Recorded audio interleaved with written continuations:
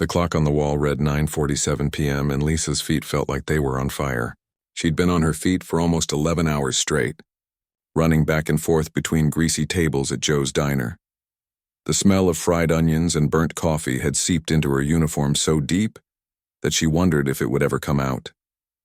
23 years old, and this was her life. 2 jobs, barely any sleep, and a constant knot of worry in her stomach about money. But she couldn't complain. Well, she could, but what good would it do? Her baby brother Danny needed her, and that was all that mattered. Their mom had died 3 years ago from cancer. Dad had passed just 6 months after that, like his heart just gave up without her. Lisa still remembered the funeral, standing there in a borrowed black dress holding 16-year-old Danny's hand while he cried. She was barely 20 herself, but suddenly she was a parent. Now Danny was a senior in high school and he was smart. Really smart? The kind of smart that could get him into a good college, maybe even get him out of this small town and into a life better than the one they'd known. His guidance counselor kept talking about scholarships and applications, but even with financial aid, college was expensive. Books, housing, food, all those little things that add up. So Lisa worked. She worked the morning shift at the grocery store, stocking shelves and running the register. Then she'd rush home, make sure Danny had done his homework and eaten something that wasn't just cereal, and head to the diner for the evening shift. Some nights she didn't get home until past midnight, and she'd have to be back at the grocery store by 6 in the morning. Her friends from high school had all moved on. College, jobs in bigger cities, getting married, having normal lives. Lisa's social media was full of their vacation photos and engagement announcements. She'd stopped posting altogether about 6 months ago. What was she going to share? A picture of her time card? A selfie with the industrial mop at the grocery store? Tonight had been particularly brutal. The dinner rush had lasted longer than usual, and the diner had been packed with families, teenagers on dates, and truckers stopping for a meal before hitting the road again. Her coworker Beth had called in sick, which meant Lisa was covering extra tables. Her tips had been decent, though, and she'd mentally calculated that she was about $40 closer to Danny's college fund. The diner was finally emptying out. Just a couple in the corner booth finishing their dessert, and old Frank at the counter nursing his 3rd cup of decaf while reading the newspaper. Frank was there every night, a retired factory worker who seemed to have nowhere else to go. Lisa liked him, though. He was polite, tipped exactly 15% every time, and sometimes he'd tell her stories about the old days when the factory was still running and the town was thriving. She was wiping down table 6, scraping off dried ketchup with her thumbnail, when she heard the bell above the door jingle. Her heart sank a little. It was 9:52. They closed at 10. She looked up and saw an elderly man shuffling through the door. He looked rough. His coat was too heavy for the warm evening, hanging off his thin frame like it was 2 sizes too big. His hair, white and wispy, stuck up in places like he'd been running his hands through it all day. He had a few days' worth of stubble on his face, and his eyes looked distant, unfocused. Great, Lisa thought, then immediately felt guilty. The man was probably in his 70s, maybe older, and he looked like he needed a place to sit down. She plastered on her customer service smile, the one she'd perfected over thousands of shifts, and grabbed a menu. "Good evening, sir. Just one tonight?" He didn't respond, just walked past her and slumped into the corner booth, the one farthest from the door. He sat down heavily, like his bones hurt, and stared at the table. Lisa followed him over, menu in hand. "Can I start you off with something to drink? Coffee, maybe?" "Coffee," he said without looking up. His voice was rough, scratchy. "Black. And bring me whatever pie you've got." "We have apple and cherry tonight," Lisa said, keeping her voice cheerful. "Which would you prefer?" "Doesn't matter. Just bring one." "Okay then." Not the friendliest customer she'd ever had, but she'd dealt with worse. At least he wasn't drunk or hitting on her. She headed back to the counter, poured a cup of coffee from the pot, and cut a generous slice of apple pie. The pie was actually really good tonight. Joe's wife had made it fresh that morning, and Lisa had snuck a bite during her break. She brought everything over, set it down carefully in front of him. "Here you go, sir. Can I get you anything else?" He picked up the coffee cup with shaking hands, took a sip, and immediately set it down with a grimace. "This is cold," Lisa blinked. She'd literally just poured it. The pot was fresh. She'd made it herself 20 minutes ago. "I'm sorry, let me get you a fresh cup." She took the coffee back, poured another cup from the same pot, checked it herself. It was definitely hot, and brought it back. The man took another sip and shook his head in disgust. Too hot now. Behind her, she heard Beth's replacement, a 19-year-old kid named Tom, snicker from behind the counter. Lisa ignored him. She gave the customer a patient smile. "Why don't I let it sit for just a minute to cool down?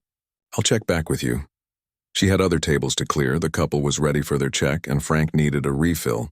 By the time she made it back to the old man's table, he'd taken a few bites of the pie and was pushing the plate away. "Something wrong with the pie?" she asked. "It's stale," he said flatly. It definitely wasn't stale. She'd eaten the same pie 3 hours ago. But arguing with customers was a quick way to lose your job, and Lisa needed this job like she needed air. "I'm so sorry. Would you like to try the cherry instead?" "Forget it," he muttered. For the next 45 minutes, the man sat there, barely touching his coffee or his pie, while Lisa finished closing duties. Tom had left at 10, and now it was just her and Joe in the back doing prep for tomorrow. The couple had paid and gone. Frank had wished her a good night and shuffled out. The old man remained, staring at nothing. Lisa approached his table cautiously. "Sir, I hate to bother you, but we're closing up. Can I get you your check?" He looked up at her then, really looked at her for the first time, and something in his expression made her stomach twist. His eyes were red-rimmed and watery. He fumbled in his coat pocket, pulled out a worn leather wallet, and opened it. His hands started shaking harder. He checked the wallet again, checking each fold and pocket. Then he checked his pants pockets, his coat pockets. Lisa watched as the color drained from his face. He started, his voice cracking. I thought I had." And that's when Lisa realized this difficult, rude old man had no money. The silence that followed was painful. The old man just sat there, staring at his empty wallet like he was trying to make money appear through sheer willpower. His hands were trembling so badly now that Lisa worried he might drop it. "I'm not trying to steal," he said quietly, his voice barely above a whisper. "I had money this morning. I know I did. I must have. I don't know where." Lisa glanced toward the kitchen. Joe was back there, probably counting the register and getting ready to lock up. She knew what he'd say if he came out here and found a customer who couldn't pay. Joe was a decent guy, but he ran a business and he'd been robbed before by people with sob stories. Tom had been right to laugh earlier. This was exactly the kind of situation that servers dreaded. The check was only $8.50, but that would come out of her tips if the guy couldn't pay. $8.50 might not sound like much, but that was gas money. That was a carton of eggs and a loaf of bread. That was money she'd earmarked for Danny's college fund. The old man was still rifling through his pockets desperately, checking the same places over and over like the money might magically appear. His breathing was getting faster, and a thin sheen of sweat had broken out on his forehead despite the air conditioning. "It's okay," Lisa heard herself say, though every practical bone in her body was screaming at her to stop. "Don't worry about it," he looked up sharply. "I'm not a charity case." The words came out harsh, defensive, but Lisa could see the shame burning in his face. She'd felt that shame before, back in the early days after her parents died, when she'd had to choose between paying the electric bill and buying groceries, when she'd had to swallow her pride and apply for food assistance, when the school had offered Danny free lunch and she'd had to sign the papers admitting they were poor. "I know you're not," Lisa said gently. She slid into the booth across from him, something Joe would have yelled at her for if he'd seen. "You weren't supposed to sit with customers, but everyone has bad days. Everyone forgets things sometimes." "I don't forget things," he said, but his voice wavered. He was still going through his pockets mechanically, like his hands couldn't stop searching. "I'm a doctor." "Was a doctor." "I don't forget things. A doctor." Lisa looked at him again, trying to see past the rumpled clothes and the stubble. Maybe once upon a time, in a different life, this man had worn expensive suits and carried himself with authority. Maybe he'd saved lives. Maybe he'd been important. "I'm going to take care of your bill," Lisa said, making the decision even though she knew it was stupid. "But sir, and I hope this doesn't sound rude, but are you okay? Is there someone I can call for you? Family, maybe?" Something shifted in the old man's expression. The defensiveness crumbled, and what was left behind was just raw, overwhelming pain. His eyes filled with tears, and he pressed the heels of his hands against them like he was trying to hold everything in. "My wife," he said. and the words came out broken. I buried my wife this morning. Lisa felt like someone had punched her in the stomach. Suddenly, everything made sense. The confusion, the rudeness, the wandering around without his wallet. This man wasn't himself because his whole world had just fallen apart. "I'm so sorry," she whispered, and she meant it. She knew what it was like to lose someone. She knew that specific kind of grief that made everything else feel unreal. 52 years, the old man continued. And now the tears were falling freely down his weathered cheeks. "We were married for 52 years. We met in medical school.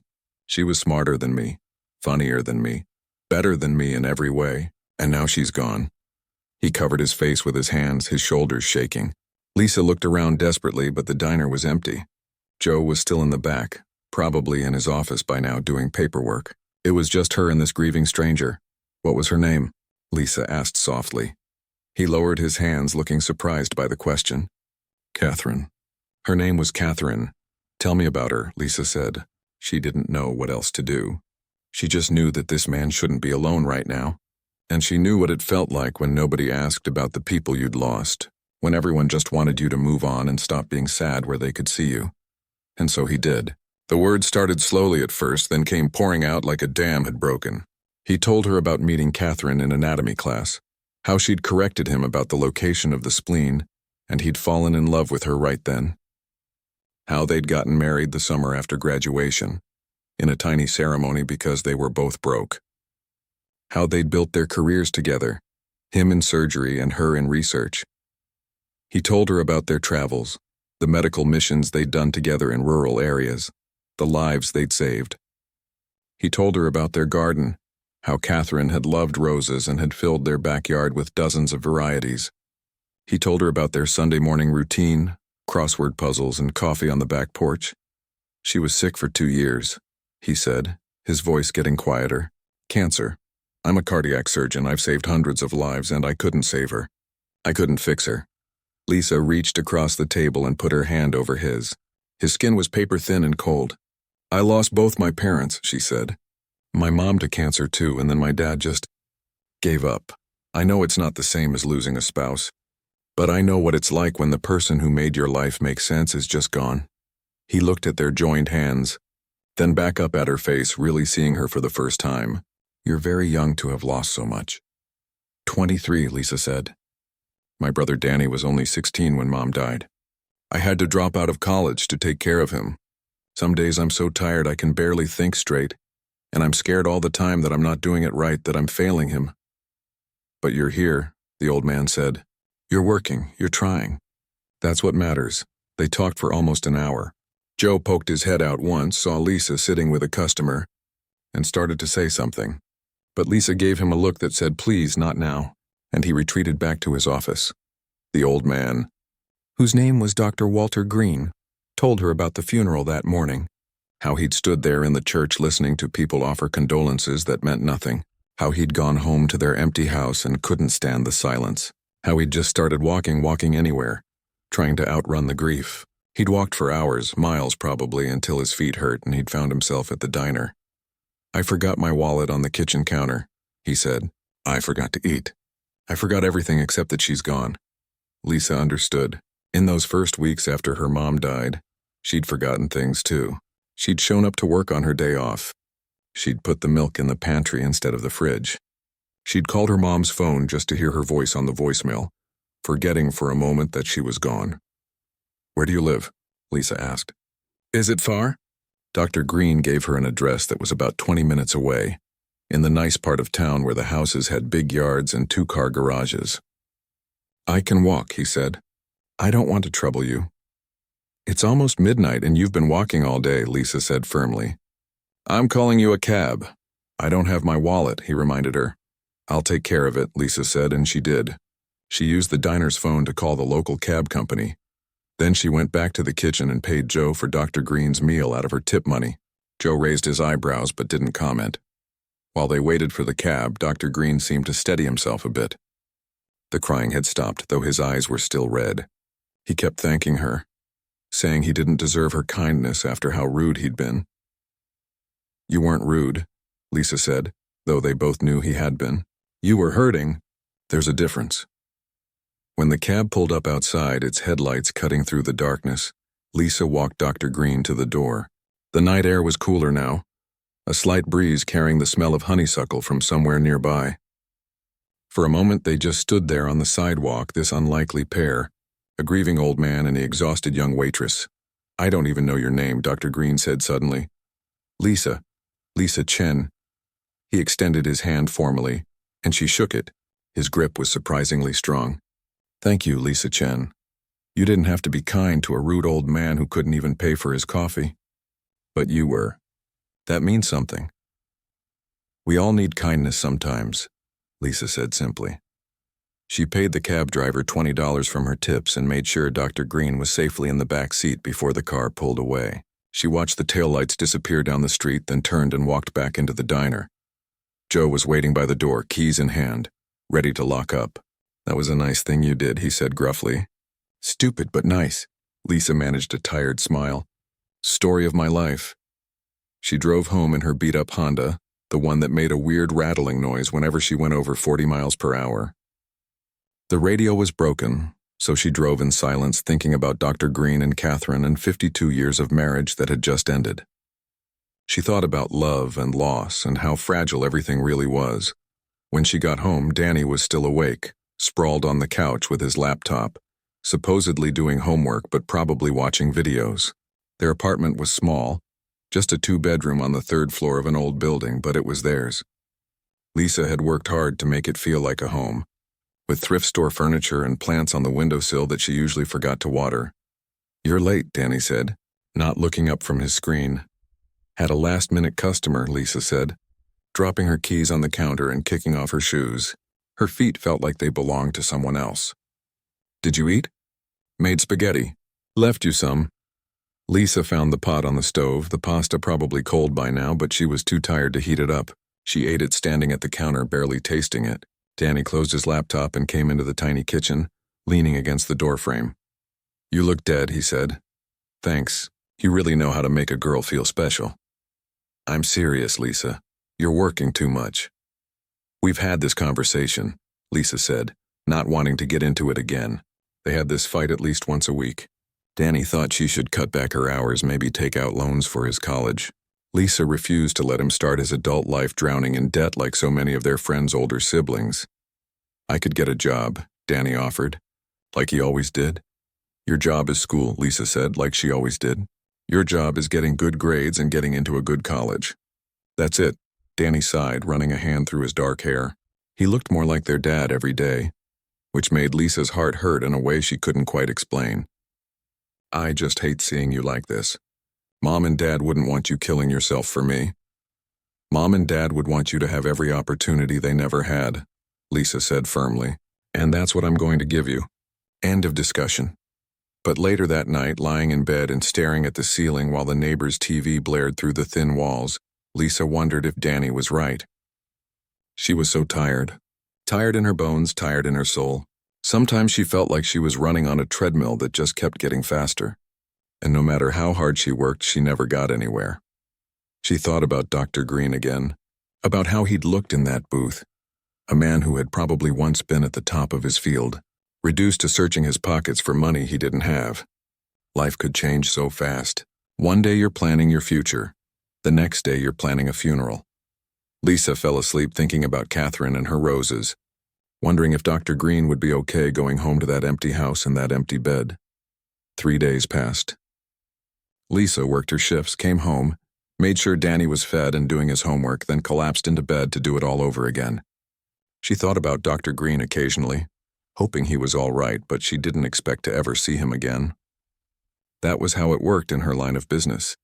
People passed through, you had a moment with them, and then they were gone. On Thursday morning, Lisa was at the grocery store restocking the cereal aisle when Danny called her. She almost didn't answer because she wasn't supposed to take personal calls during work hours, but Danny never called her at work unless it was important.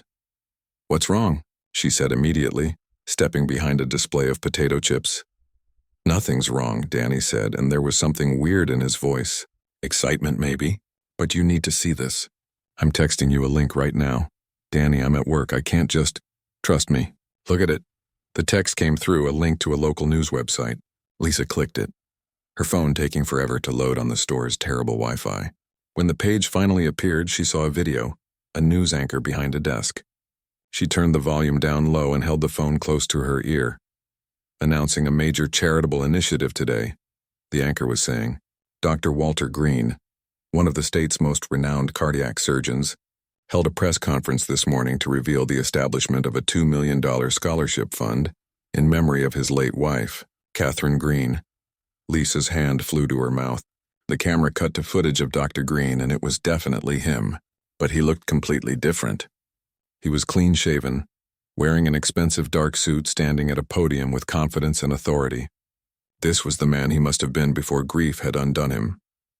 My wife, Catherine, dedicated her life to medical research and to helping others, Dr. Green was saying, his voice steady and strong. This scholarship fund will provide full financial support to students from underprivileged backgrounds who wish to pursue careers in healthcare.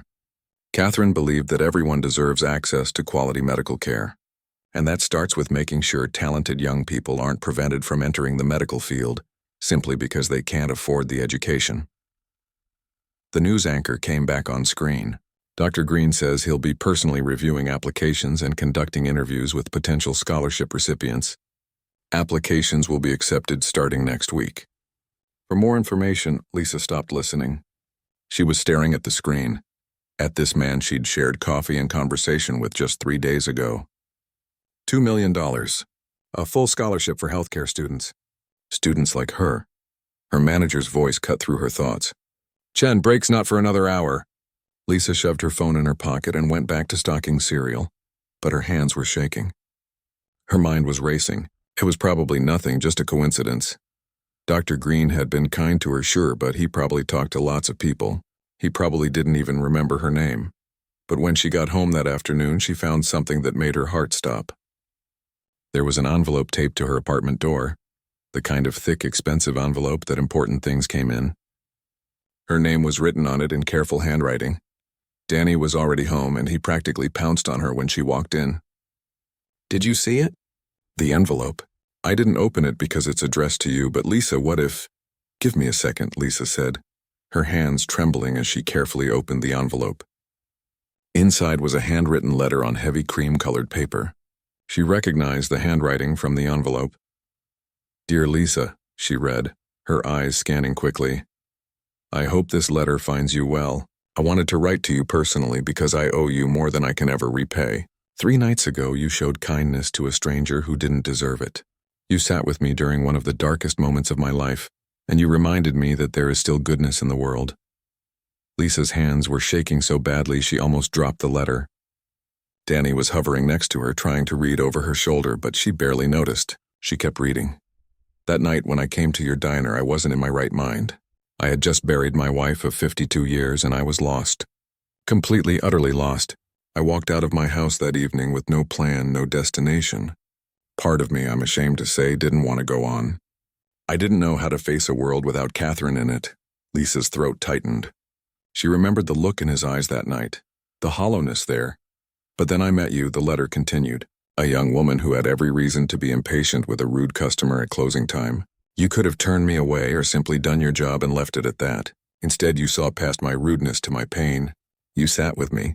You listened to me talk about Catherine, and you shared your own story of loss. You reminded me why Catherine and I dedicated our lives to helping others in the first place. You mentioned that you'd had to drop out of college to care for your brother. You mentioned wanting to become a nurse. I went home that night, and for the first time since Catherine died, I had a purpose. I knew what I needed to do. Lisa's vision was blurring with tears now, and Danny had moved to stand directly in front of her, his eyes wide. What does it say? He demanded. She held up a hand, needing to finish reading. The Catherine Green Memorial Scholarship Fund was Catherine's dream. She and I had discussed it many times over the years, but I had always put it off, thinking we had more time. Your kindness reminded me that we can't wait for the perfect moment to do good in the world. We have to act now, while we can. Lisa, I would like to personally invite you to apply for the first Catherine Green Memorial Scholarship. This is not charity and it's not pity. You earned this through your compassion, your dedication to your brother, and your dream of helping others. The scholarship covers full tuition, books, housing, and living expenses for a 4-year nursing program. I've also arranged for a stipend that should allow you to cut back your work hours significantly. If you're interested, please call me at the number below. I've attached an application, but I'll be honest with you, it's a formality. I've already made my decision. You're exactly the kind of person Catherine wanted to help. The kind of person the healthcare field needs. Thank you for saving an old man's life. Even if you didn't know that's what you were doing. With deep gratitude, Dr. Walter Green. Beneath his signature was a phone number and another sheet of paper. An official-looking application for the scholarship. Lisa. Danny's voice came from very far away, even though he was standing right in front of her. Lisa, what does it say? She handed him the letter, unable to speak. She watched his eyes move across the page, getting wider and wider. When he finished, he looked up at her with tears streaming down his face. This is real, he whispered. This is actually real? I think so, Lisa managed to say. Danny let out a sound that was half laugh, half sob, and threw his arms around her. They stood there in their tiny apartment kitchen, holding on to each other and crying. All those early mornings and late nights, all those double shifts and aching feet, all that worry and fear and exhaustion. And suddenly there was this hope, an actual, concrete path forward. You did it, Danny kept saying, his voice muffled against her shoulder. You actually did it. But Lisa didn't feel like she'd done anything except show basic human kindness to someone who was suffering.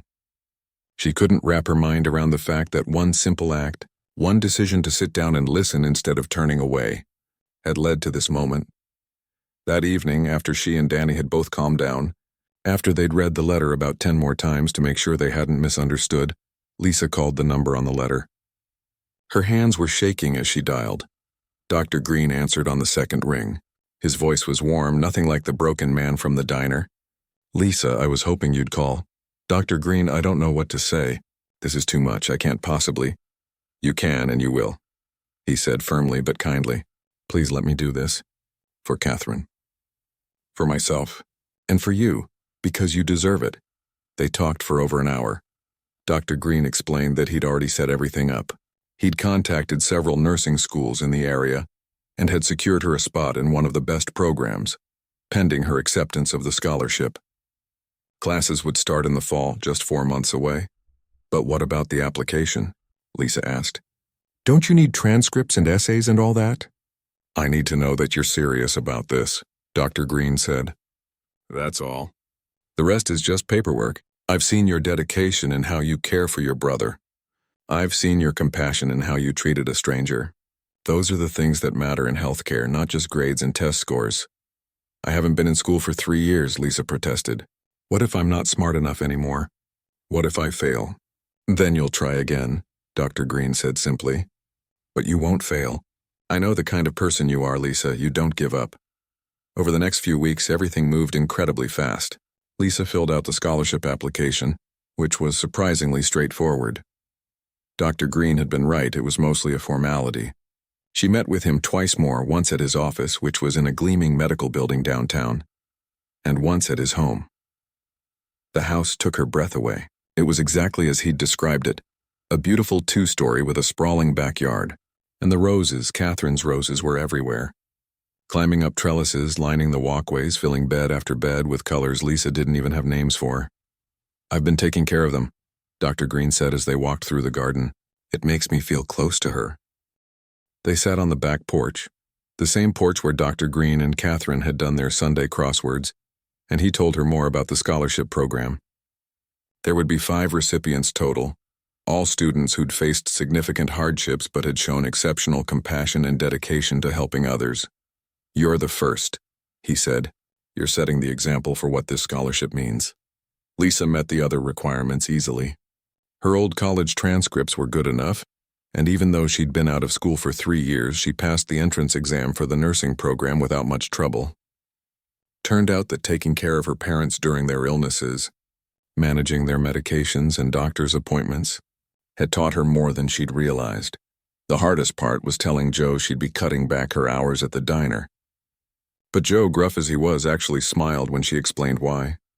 About time something good happened to you, he said. You can keep working weekends if you want, but no more of these killer double shifts. And I'm giving you a raise. Joe, you don't have to. Not asking your opinion, he said. You're the best server I've got. I'm not losing you completely just because you're getting some fancy education. Danny was walking on air. He'd been accepted to a good state university on a partial scholarship, and with Lisa's school expenses covered, they could actually afford for him to go. For the first time in 3 years, Lisa wasn't constantly worried about money. They weren't rich, not by any stretch, but the constant panic, the waking up at 3 in the morning wondering how they'd pay the electric bill, that was finally easing. The local news picked up the story somehow. A reporter called Lisa asking for an interview about being the first Catherine Green Memorial Scholarship recipient. Lisa almost said no. She'd never been comfortable being in the spotlight, but Dr. Green encouraged her to do it. People need to know that kindness matters, he said, that helping others, even in small ways, can change lives. So Lisa did the interview, sitting nervously in her apartment while a camera crew crowded into their tiny living room. The reporter asked about meeting Dr. Green, about that night at the diner, about her dreams for the future. I just treated him like a human being, Lisa said, feeling embarrassed by all the attention. That's all. Anyone would have done the same thing. But the reporter shook her head. That's where you're wrong. A lot of people wouldn't have. A lot of people would have just wanted him to leave so they could go home. The interview aired 2 days later, and suddenly Lisa's phone was blowing up. Old friends from high school were texting congratulations. Her co-workers at both jobs were talking about it. Someone had even posted the video online, and it was getting shared all over social media. A few months into her new job, Lisa was assigned a patient who reminded her of Dr. Green on that night. He was older, probably in his 70s, and he'd just learned he needed open heart surgery. He was terrified and taking it out on everyone around him, snapping at the nurses and refusing to cooperate. Lisa's co-workers were frustrated with him. He's impossible, one nurse complained. I've tried everything. But Lisa saw past the anger to the fear underneath. She pulled up a chair next to his bed and just sat with him. She didn't try to take his vitals or check his IV. She just sat there. You're scared, she said quietly. The man's angry expression crumbled. Of course I'm scared. They're going to cut my chest open. I might not wake up. You might not, Lisa agreed, and the honesty seemed to surprise him. But the surgery gives you a really good chance. And whatever happens, you won't be alone. We'll be right there with you. By the time she left his room, he'd calmed down. The surgery went well and he recovered beautifully. That became Lisa's reputation at the hospital. She was the nurse who could handle the difficult patients because she understood that rudeness was often just fear wearing a different face. Years passed. Danny graduated from college and got a good job. He met someone, fell in love, and got married. Dr. Green walked Danny down the aisle, standing in for the father they'd lost. Lisa stood as Danny's best person, crying through the whole ceremony. The scholarship kept growing. By its 10th year, it had helped over 50 students pursue careers in healthcare. Dr. Green was slowing down now. He'd retired from surgery, though he still taught medical students. He and Lisa still met for coffee once a month. One afternoon, sitting in their usual coffee shop, Dr. Green set down his cup and looked at Lisa seriously. I need to tell you something, he said. I've been thinking about that night we met. I was in a very dark place, darker than I let on. Lisa waited, sensing this was important. I'd gone home after the funeral and I stood in my garage for a long time, thinking about how easy it would be to just not go on. His voice was quiet but steady, but then I started walking. I don't even know why. And I ended up at your diner and I met you. Lisa's breath caught. You saved my life that night, Lisa, not figuratively. Actually, truly saved it. You gave me a reason to keep going. You saved my life too, Lisa said, her eyes filling with tears. You gave me a future I never could have had. We saved each other, Dr. Green said. That's how it works. We're meant to help each other through the hard parts. A few years later, Dr. Green passed away peacefully in his sleep. He was 89 years old. At his funeral, the church was packed with people whose lives he'd touched. Lisa gave the eulogy. Dr. Green once told me that we saved each other that night, Lisa said, standing at the podium. And he was right.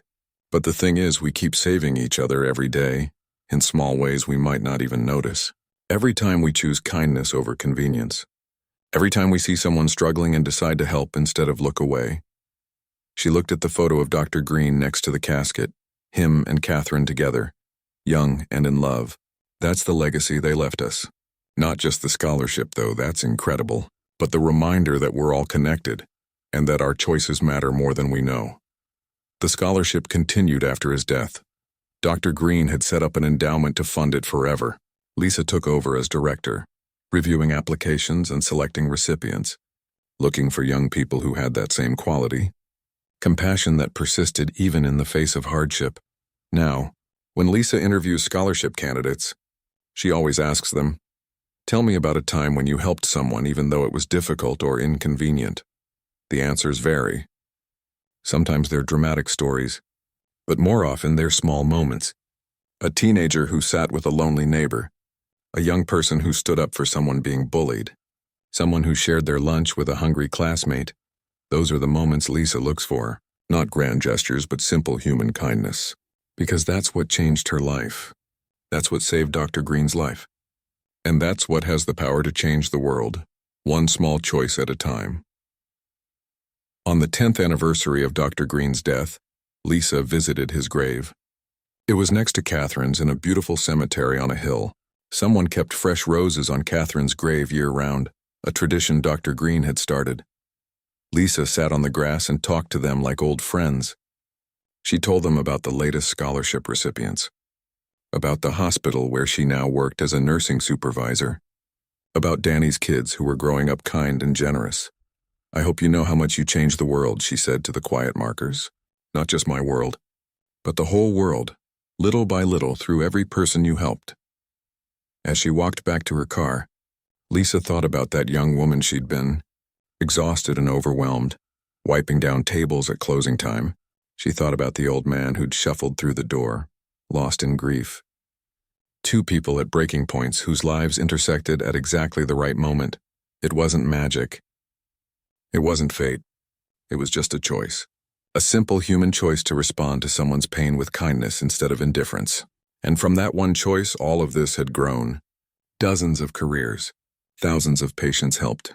A legacy of compassion that would outlive them all. That's the secret, Lisa thought. We're not powerless. We're not insignificant.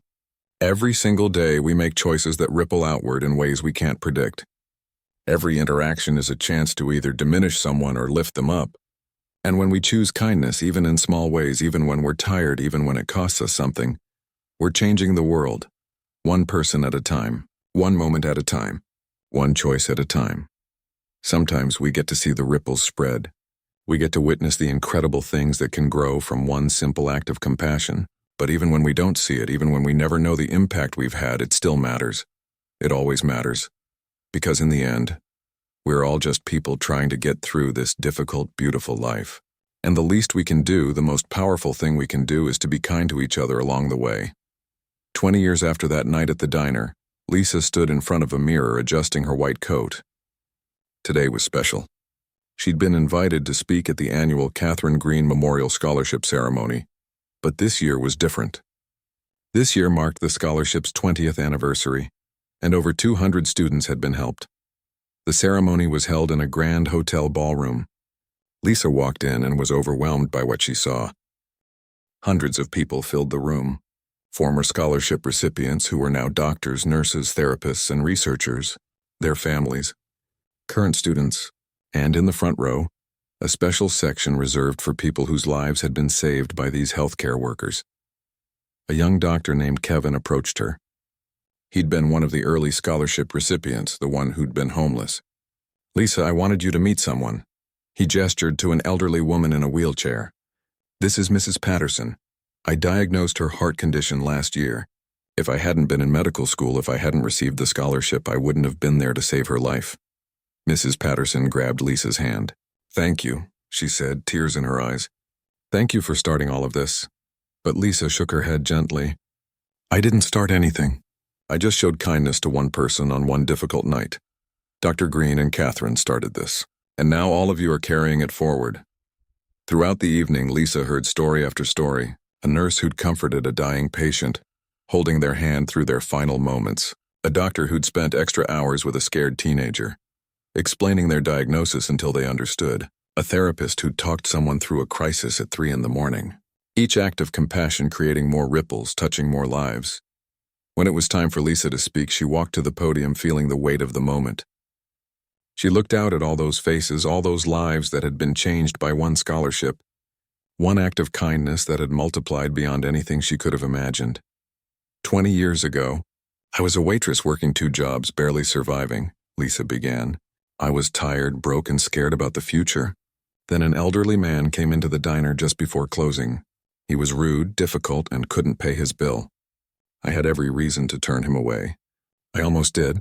She paused, letting the words sink in. But something stopped me. Maybe it was the look in his eyes.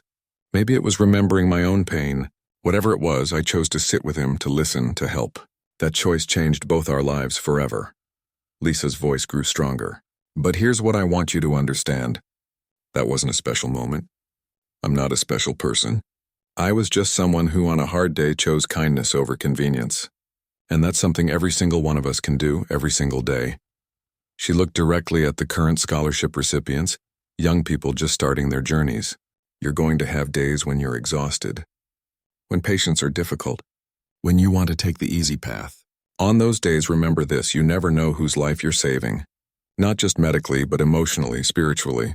You never know when your small act of kindness might be the thing that keeps someone going. Lisa shared something she'd never told anyone publicly before. After my parents died, I was drowning. There were nights I didn't think I could keep going. But then I'd remember the people who'd been kind to me. The neighbor who brought us meals. The teacher who gave Danny extra help. The boss who let me change my schedule when I needed to. Those small kindnesses kept me alive. Dr. Green used to say we saved each other that night at the diner. But the truth is, we're all saving each other all the time. Every kind word, every moment of patience, every time we choose to see someone's humanity instead of their behavior, we're participating in an endless chain of compassion that connects all of us. She gestured to the crowd. Look around this room. 200 scholarship recipients. But think about how many patients you've all helped, how many families you've comforted, how many lives you've saved. One act of kindness has multiplied into thousands, maybe tens of thousands of moments of healing and hope. Lisa's eyes filled with tears, but she was smiling. Dr. Green and Catherine are gone now, but their love continues through all of you. Through every patient you treat with dignity, through every scared person you comfort, through every time you choose compassion over convenience. She took a deep breath. So here's my challenge to you and to everyone watching or hearing this story. Don't wait for the big moment. Don't wait for the perfect opportunity to make a difference. Start now. Start small. Be kind to the difficult person. Listen to someone who's hurting. Help someone who can't pay you back. You never know what might grow from that one small seed of kindness. 20 years ago, I gave a grieving stranger a cup of coffee and 20 minutes of my time. Today, 200 people have careers they might not have had. Thousands of patients have received care from compassionate healthcare workers. And the ripples keep spreading, farther than I can see, farther than any of us will ever know. Lisa's voice dropped to almost a whisper, but everyone in the silent room heard her. That's the power we all have. Not to change the whole world at once, but to change one person's world, and then trust that they'll pass it on. That's how we heal this broken world. One kind act at a time, one person at a time, one choice at a time. Choose kindness. Always choose kindness. You never know whose life you might save. The room erupted in applause, but Lisa barely heard it. She was thinking about Dr. Green, about that night at the diner, about how one moment of human connection had led to this, and she was thinking about all the people out there right now, tired and struggling, who had the power to change someone's life today, if they just made the choice to be kind, the choice that changes everything.